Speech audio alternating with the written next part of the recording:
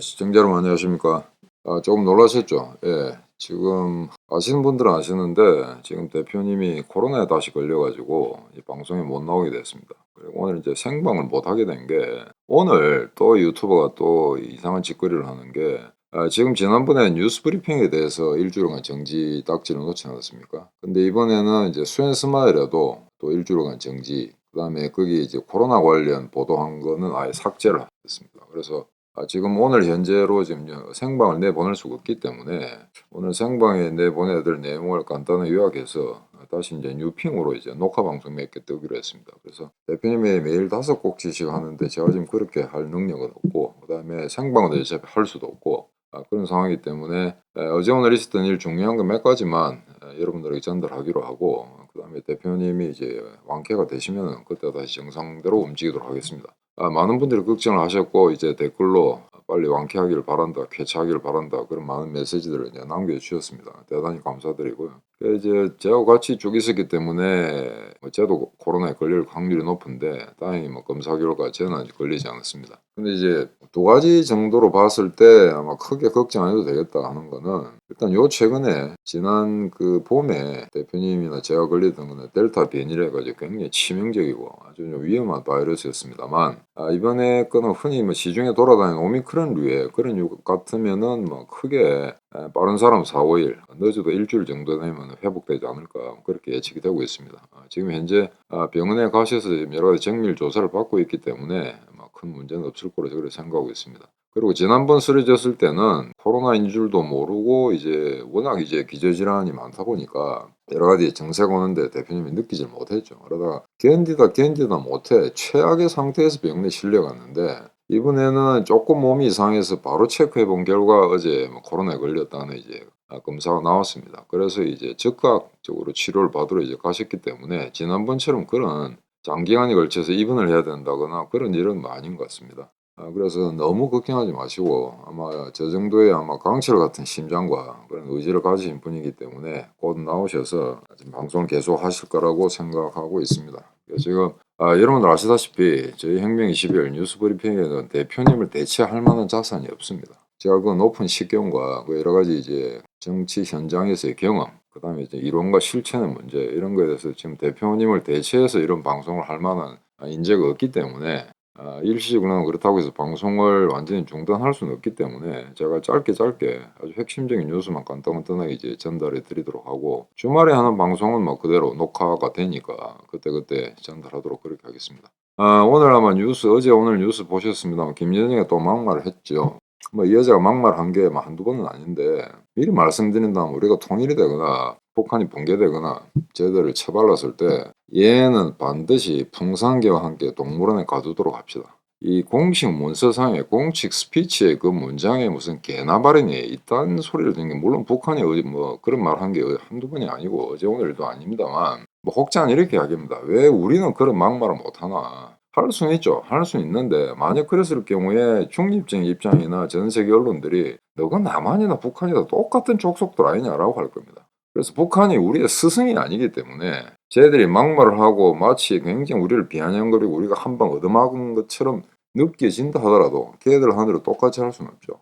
그래서 지금 이게 뭐가 문제였냐면은, 이제 어제 대표님이 말씀하셨는데 ICBM을 쐈죠. ICBM을 쐈는데 지금까지는 이제 고각으로 쐈습니다. 고각으로. 근데 ICBM, 미국까지 날아가는 ICBM 또는 뭐 일본까지 쏜다 하더라도 그 경우에는 대개 이제 35도에서 45도 그런 경사로 이제 이렇게 포물선을 그리면서 날아가는 게 정상 각도입니다. 그런데 그렇게 쏘지는 못하고 고각 발사를 했다. 그래서 거기에 대해서 이제 의문을 제시했고, 그다음에 정찰 위성을 뭐 내년 4월에 띄운다고 하는데, 미국의 전문가들이 보기에는 지금 현재 북한이 개발할 수 있는 정찰 위성이라는 거는 1960년대에 미국이 갖고 있는 그런 수준밖에 안 될 거다라는 이제 전평가된 그런 내용들이 이제 뉴스에 바닥에 떴습니다.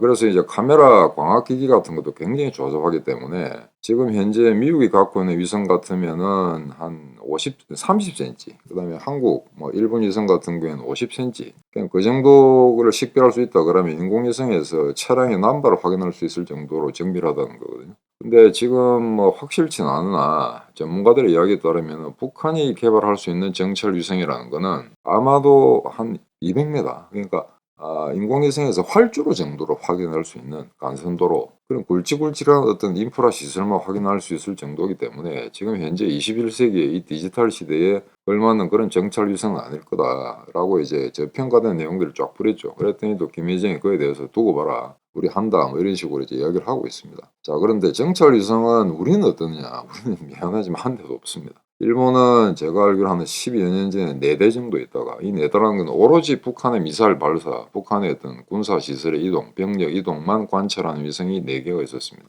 그게 제가 듣기로는 한 12, 13년 전에 4대가 있었고 그거를 그 시점에서 한 3, 4개년 계획으로 막 9대까지 늘린다. 그 다음에 최대 14대까지 하겠다. 지금 현재 14대까지는 아닌 것 같고 아마 8대, 9대 정도 확보한 것 같습니다. 근데 그 수치 자체도 이제 군사 기밀이기 때문에 제대로 언론에 보도되지는 않고 있는데 여하간 일본은 그런 위성들이 있기 때문에 한일 군사 비밀 보호 협정, 지소미아라는 게 효력을 발휘하는 거죠. 우리가 얻을 수 없는 정보를 일본이 가지고 있으니까.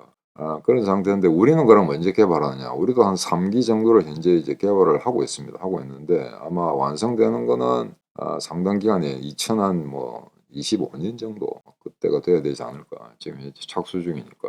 그래서 이제 한간에는 북한의 정찰 위성이 형편없을 거다라고 이야기하는데 일단 만들어 놓고 그게 사양을 업그레이드 시킬 수는 있거든요. 그래서 여하간 조잡한 어떤 그런 물건이 나온다 하더라도 일단은 너무 이제 그 북한의 기술이라든가 그러면 너무 폄하를 하거나 재평가할 필요는 없다. 왜? 다른 소비재 제품이 이런 거 일치 신경 안 쓰고 지난 수십 년 동안 오로지 무기 개발에만 전념해왔지 않습니까? 그러니까 그 무기 개발하는 게 우리가 상상을 초월할 정도로 정밀하거나 고강도에 거실 수도 있다는 거죠. 그래서 제가 누차 말씀드립니다만 이제 군사 문제에서 적과 대치할 경우에는 아무래도 적을 리스펙트해야 되죠. 예, 적을 경멸하고 프로파간다적으로 적을 저평가하고 적을 까부수겠다. 쟤들은 그냥 하루아침에 다 박살낼 수 있다. 라는 군인들의 그런 사기를 북돋우는 프레이즈를 남발하는 것은 좋으나 엄밀한 의미에서 이제 전투를 개시한다, 전쟁을 한다 할 경우에는 상대를 리스펙트해야죠. 그런 점에서는 최선을 다하고 최악의 사태에 대비한다. 그런 명제를 명심하면 되겠습니다. 그래서 지금 이 김여정 같은 경우에 이게 지금 노동당 중앙위원회 부부장이거든요. 부장도 아니고. 얘가 이래 나서 설치하는 문제로 봤을 때 대표님 오래전부터 지금 여하간 뭐 가짜 김정은인지 모르지만 김정은이 앞에 들어누워 있거나 제대로 된 통치를 못하고 있다. 그래서 툭 하면 이제 이 여자 기 나와서 이야기를 하는데 정말 생물학적으로 같은 DNA를 가지고 있다는 것 자체가 부끄럽습니다. 북한, 남한 뭐 아무리 이제 그 정치 제도가 다르고 국가가 엄연히 국채가 다르다 하더라도 한국 사람이죠. 그죠? 뒤에 코리아가 붙지 않습니까? 그러니까 무슨 북한은 우리하고 무슨 같은 시족이다, 같은 피를 나눴다라는 말 자체도 정말 하기 힘든 상황인데 여하간 계속 이런 도발을 해왔고 아마 7차 핵실험 반드시 하겠다. 다시 한번 강조한 것 같습니다. 물론 하겠죠. 하라고 그러십시오. 예, 다 하고 그다음에 있는 미사일 다 쏘라 그러십시오. 그럼 재고 제로 되면은 우리는 안전하니까.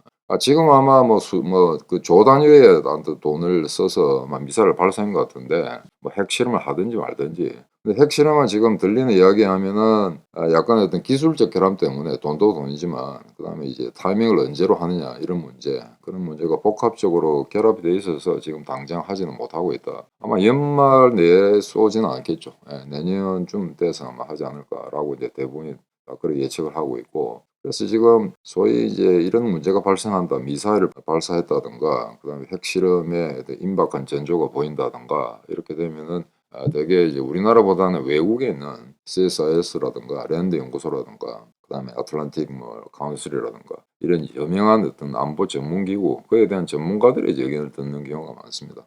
근데 그중에 이제 브루스 베넷이라고 군사 전문가인데 랜드 연구소죠. 이제 선임 아마 연구장 같은데 이 양반은 한국에 꽤 많이 왔었습니다. 많이 왔었는데 이 양반은 아직도 아마 북한이 그런 고정밀의 그런 어떤 광학기기 그다음에 정밀 유도 장치 이런 거를 개발하는 데는 아직 상당한 문제가 있다. 왜? 걔들이 수입한다 해봐야 러시아하고 중국밖에 없는데 현재 중국 러시아의 미사일이나 그런 수준으로 봤을 때 북한 역시 중국 러시아를 넘어서는 기술을 갖고 있지는 못할 거다라는 이제 예상이 많습니다. 그래서 그 양반이 굉장히 이제 인용이 많이 되는데 아직까지는 별거 아니다라고 뭐 생각을 하고 있는 것 같습니다. 그래서 그 양반이 이 한미 관계 그다음에 북한의 도발 문제에 대해서 다년간에 걸친 경험과 식견이 있기 때문에 그 사람 말을 무시할 수는 없으나 그럼에도 불구하고 실제 그 북한과 대척점에 있는 한국의 어떤 그 안보와 관련된 인력들, 군인들 이런 사람들은 철저히 대비해서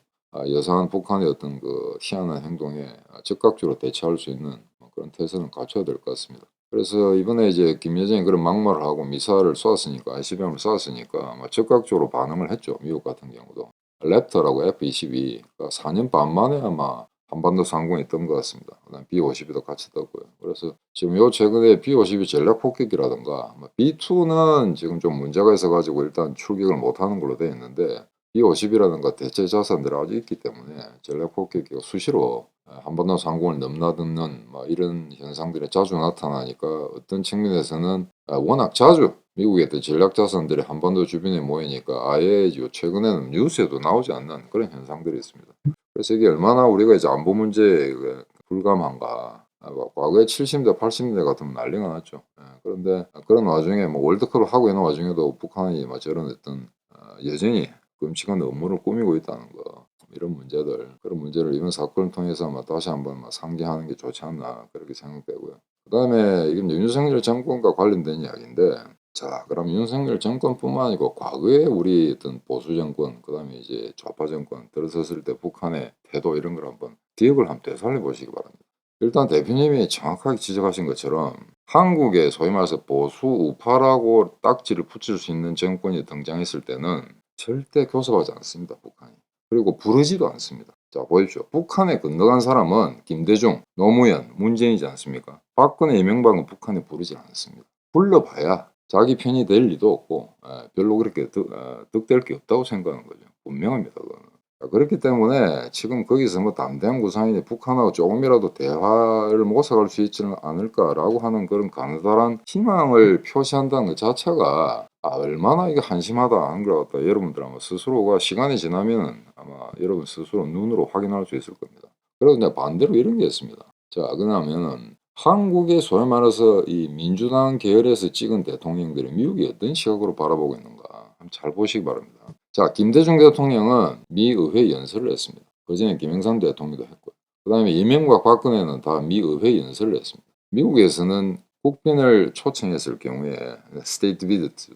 거기에서 가장 이제 그 예우를 갖췄다. 우리가 당신을 갖다 정말 정중하게 모신다라는 뜻은 미 의회에서 연설시키는 겁니다. 김대중은 했습니다. 처음에 최초의 소위 말해 한국에서 좌파 대통령이었기 때문에 이 김대중이 나중에 북한하고 손잡고 어떤 짓을 할지를 갖다 그 상태에서는 몰랐던 거죠. 그러니까 일단 미의회 연설을 시켰던 겁니다. 자, 그 다음에 이명박 박근혜는 우파 대통령이 당연히 시켜줬죠. 그만큼 예우를 갖췄다는 겁니다. 문재인 노무현은 못했습니다. 그 말은 김대중 때 시켜봤는데 한국의 민주당은 미국의 민주당하고 다르다는 것 같다. 미국 애들도 알고 있는 거죠. 그러니까 초청을 하되 형식적으로 동맹국가고 국교를 수립하고 있는 나라니까 국빈을 초청을 하되 미의회 연설은 시키지 않는다는 겁니다. 그 말은 미국도 바보가 아닌다며야 노무현 문재인이 어떤 놈이다라는 걸 다 알고 있는 거죠. 그래서 안 시키는 겁니다. 그러니까 박근혜 이명박이 노무현 문재인보다 지적으로 더 뛰어난 사람은 아닐지 모르나 일단 미국에서는 자기들 편의 대통령이라고는 생각을 하는 거죠. 그래서 그걸 하나 보셔야 돼요. 미의회 연설 아무나 하는 거 아니거든요. 그래서 미의회 연설을 갖다가 왜 그런 문재인과 그다음에 노무현은 미국에 갔음에도 불구하고 그 기회를 갖지 못했을까? 그거는 미국이 의도적으로 배제한 겁니다. 그런 사실 여러분들 잘 알고 있어야 됩니다. 그래서 주변에 미국이 무슨 문재인을 평가하는 그런 개나발, 김인생의 말대로 그건 개나발입니다. 옆에서 친척이나 친구가 그런 대도한 이야기를 하면은 자, 우리나라의 보수 대통령, 그 다음에 좌빨 대통령 누구누구가 미국에 가서 미 의회 연설을 누가 했는가 그 기록만 찾아보라고 하십시오. 그게 미국이 한국을 어떻게 보고 있느냐라는 겁니다. 자, 그러면 윤석열은 어떨까요? 잘해야 됩니다. 윤석열 나중에 정식으로 스테이트 비지트 해가지고 좀 이제 주변 상황이 안정되고 난 다음에 미국에 갈지 모르는데 그때 정말 미 의회 연설을 할 수 있는지 한번 두고 보십시오. 그게 아마 미국이 한국한테 어느 정도 신뢰를 보내는가 하는 리트머스 시험지가 될 것 같습니다. 자, 오늘 김여정 때문에 좀 화가 많이 났었는데 어제 오늘 일은 아니니까 그거를 본을 푸시고 일단은 문제에 대해서 이런 해프닝에 대해서 이런 도발에 대해서 즉각적으로 매뉴얼에 따라서 지금 한미 연합군이 지금 활동을 재개하고 있는 걸로 그렇게 지금 확인되고 있기 때문에 일단 군사적 측면에서는 크게 걱정하지 않으셔도 되겠다. 그 정도로 제 언급을 하고 이 주제에 대해서는 이거로 마치겠습니다. 안녕히 계십시오. Revolution 21. Revolution 21.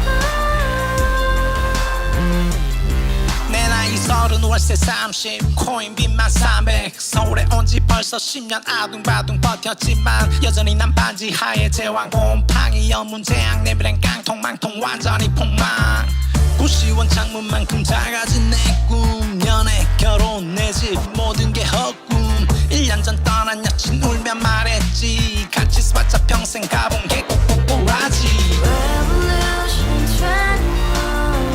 가봐 후스 700 나도 소유주 Revolution 21. 가봐 후스 700 나의 소주 택시기사 우라부지 마트 캐셔 울어무니 우리 집안 다 털어봤자 후줄 그래 개선민 내 미래 거기서 팍 끝난 거지 팍더 이상 노력 따윈 괴물이 스펙 찾아서 말리 비오는 날 알바 잘려 맨날 학원 날 개쳐 발려 밤비 내리는 양화대교 홀로 걷고 있을 때 현수막에 아로 새겨진 평당 700짜리 아파트 다 같이 소리 질러 혁명 21 Revolution 21. 가봐 후스 700 나도 소유주 Revolution 21. 가봐 후스 700 나의 소주 You and I, we live together in the house. Brand new day, and your dream had just begun. yeah. Revolution 21, only open happiness. 너의 곁에 내가 영원히 함께. 지금까지 정치인들 입만 열면 찝찝찝 개소리 멍멍멍 쳤다 하면 뻥 잘난 부모 만나 잘난 학교 나오면 뭐 하나 우동살이 꽉 찬 대가리 깡통 소리 텅텅 저 푸른 초원 위에 그림 같은 집을 짓고 평상사천 팔면 뭐해 평생 살 수 없는 집 내 미래 내 꿈 희망 그 살아나는 집 우리의 미래 혁명 21